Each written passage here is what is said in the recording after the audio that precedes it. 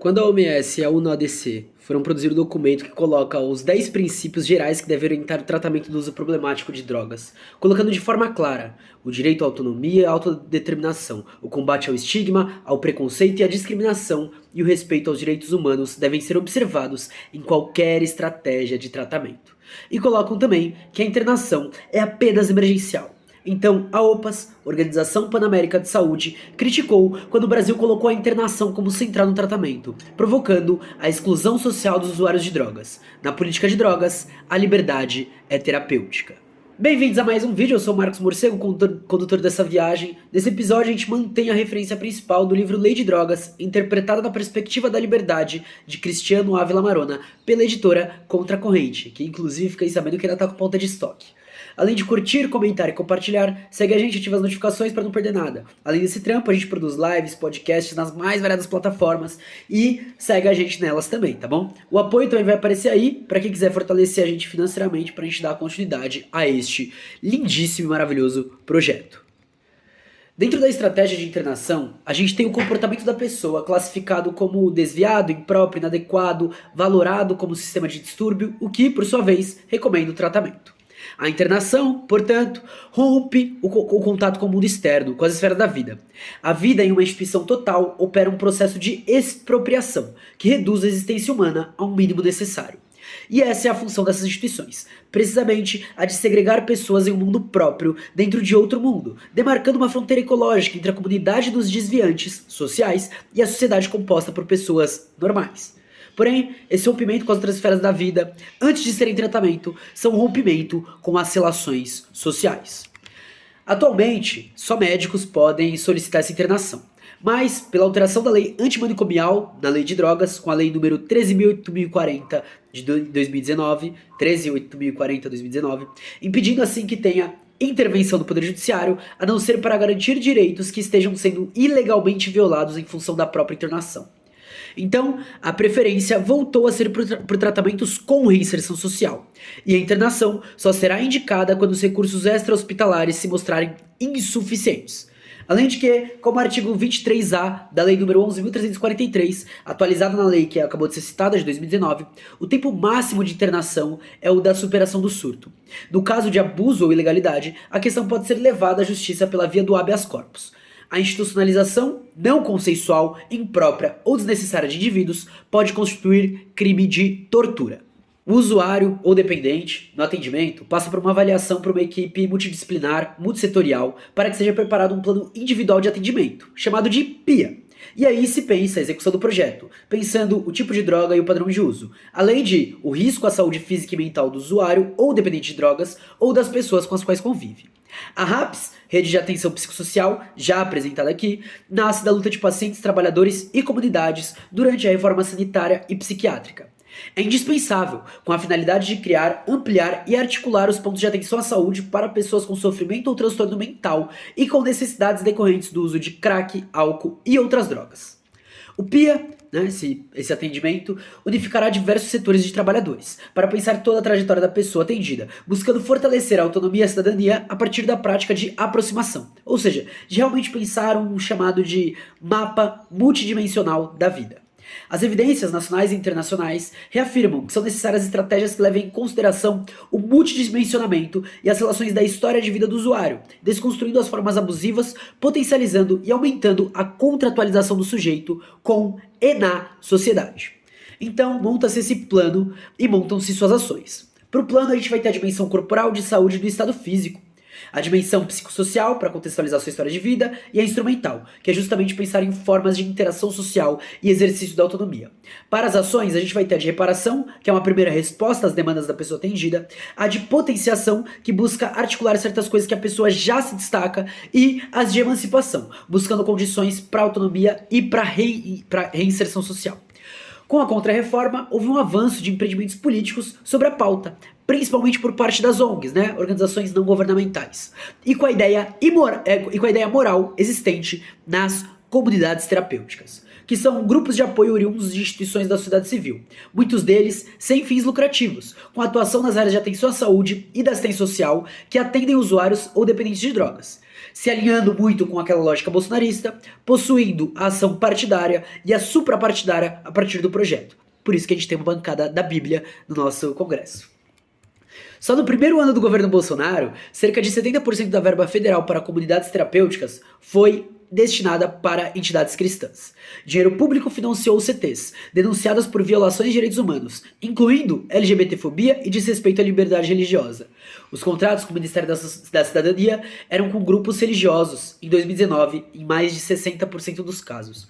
Grupos conservadores usam as casas de recuperação para proselitismo político e religioso. Importante falar, né, que até a lei sobre o caso de pessoas privadas de liberdade está citado nesse episódio, em que deverão receber segurança e acesso à saúde, o que é provado incompatível, né? E para dar um exemplo, a gente utiliza o recente caso que aconteceu no Butantã, em que se violam os direitos das mulheres. Na prisão, a falta de atendimento médico, de água e de produtos de higiene é regra. Em plena pandemia, o governo do João Dória, PSDB, cortou 14 milhões da atenção à saúde nas prisões e 31 milhões de ações como aquisição de produtos de higiene, né? Isso daí em reais.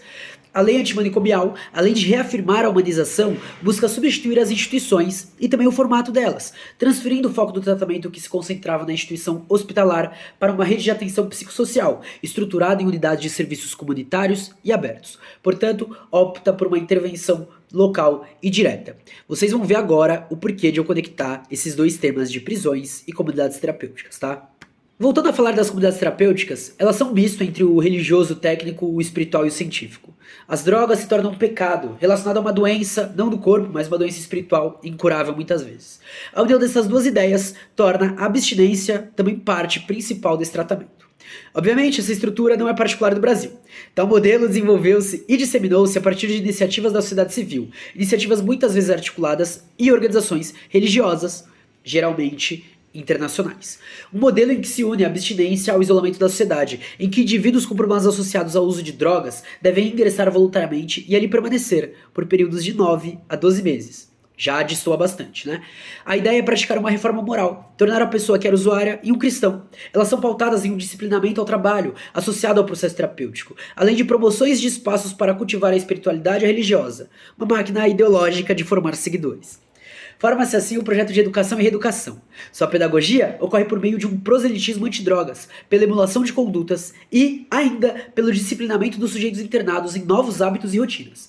Essa pedagogia parece visar, principalmente, inculcar nos sujeitos um novo hábitos, e um código moral ancorado nos valores do trabalho, da disciplina, da família e da religião.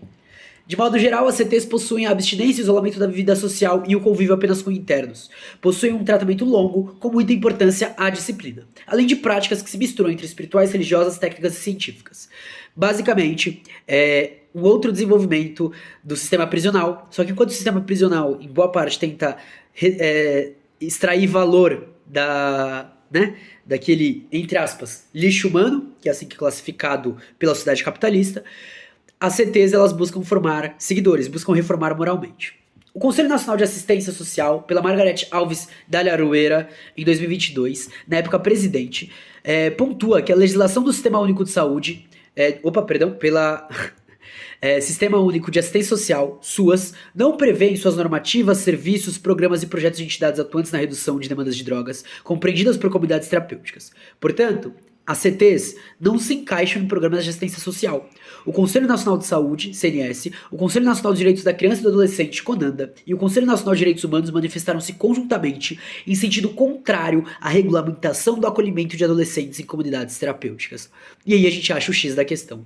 Eles estão tentando entrar na adolescência. Eles querem pegar o jovem. A doutrinação começa muito antes, né, já pela igreja, pela família, e agora, com as CTs, buscam também atrair esses jovens. Lá em 2021, a Rede Nacional Internúcleos da Luta Antimanicomial, RENILA, se posicionaram contra a possibilidade de internação de adolescentes em CTs. Cuidar em liberdade, no território, assegurando a permanência do adolescente junto à sua família, amigos, escola, serviço de saúde e assistência é o único tratamento humano, étnico e possível de se autorizar. É violento até mesmo cogitar que seja considerado um modelo de tratamento a reclusão de adolescentes em entidades totalmente fechadas, por períodos que podem chegar a 12 meses, nas quais passarão por toda a grama de privações, de apagamento de suas histórias e aniquilamento de suas vontades e de suas falas. Enquanto os dispositivos territoriais do SUS e do SUAS estão sucateados por não investimento em sua manutenção e ampliação, o governo federal amplia o financiamento de lugares que propõem privação da liberdade como forma de tratamento e que contrariam o ECA, né, Estatuto da Criança e do Adolescente, e os princípios do SUS, da reforma psiquiátrica e dos direitos humanos. Ressaltamos mais uma vez e sempre nossa defesa das diretrizes da luta antimanicomial, garantia de direitos humanos, cidadania, liberdade e acesso a serviços de qualidade, com base territorial e com equipes multiprofissionais. E repudiamos o bater do manicômio em nossas portas. Repudiamos o investimento público em serviços que, além de não proverem eficácia terapêutica, aniquilam sujeitos. Nunca compactuamos com nenhuma forma de reclusão. Gente é pra ser livre em qualquer momento da vida. Gente é pra brilhar. Bom, gente, a gente encerra então dessa forma potente esse mais um episódio sobre essa discussão de lei de drogas. E foi bem interessante porque a gente cita as comunidades terapêuticas lá antes, a gente cita a reforma antimanicomial, né, então a reforma sanitária e psiquiátrica, e depois a contra-reforma aplicada, que começa já a surgir antes do governo Bolsonaro, então a gente não vai se prender especificamente do governo Bolsonaro, mas em toda a necessidade que o movimento capitalista e da extrema direita, né? Então é lógico, dos financiadores do sistema passam para essa adaptação, né? Uma ótica de reclusão cada vez de mais pessoas, uma lógica de ideologização desde cedo, uma lógica realmente de doutrinar as crianças, né? Como eles sempre falam que a gente faz, mas em uma lógica anti-humana. Anti-humana, não é nem anti-humanitária, anti-humana mesmo. Uma lógica de destruição, uma lógica de ferrar ao máximo qualquer pessoa para ela simplesmente seguir seus passos, tá ligado? E isso é muito, muito pesado, muito latente, porque essas comparações que a gente tá fazendo, né? Entre escola, entre família, entre agora as comunidades terapêuticas, entre as prisões, e a gente sabe, né? O público-alvo dessa galera, quem eles querem que não sejam pessoas, quem eles não consideram muitas vezes pessoas já desde hoje, né? Então é isso, espero que vocês tenham curtido. A gente se vê aí no próximo episódio, tá tudo aí na descrição. É nóis, até mais. Tchau!